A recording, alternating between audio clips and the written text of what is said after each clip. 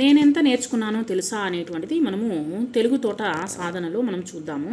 Hi పిల్లలు, మనం ఇంతవరకు నేర్చుకున్న దానికి ఒక మనకు ఎగ్జామ్ మాదిరిగా చూద్దాము. హాయ్ పిల్లలు, బుడగలపై ఉన్నటువంటి అక్షరాలను చదవండి. పా, డా, వా అక్షరాలతో జతపరచండి.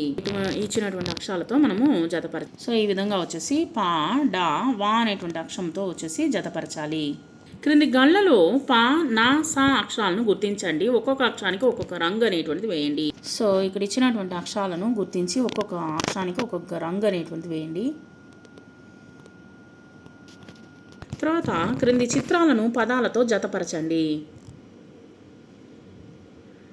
ఉడతకి, తర్వాత పనస, పడవ, గంప.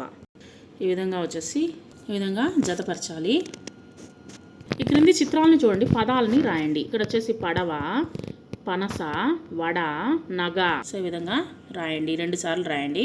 క్రింది అక్షరాలు కలుపుతూ పదాలు అనేటువంటిది రాయండి. గడప, గడగడ, గసగస, వడ, వనం, వస. ఈ విధంగా రాయండి, కలుపుతూ పదాలు అనేటువంటి రాయండి. చిత్రం గీయండి, రంగులు వేయండి, పేరు రాయండి. గంప. సో ఇక్కడ రంగులు వేసి గంప చిత్రాన్ని గీయండి.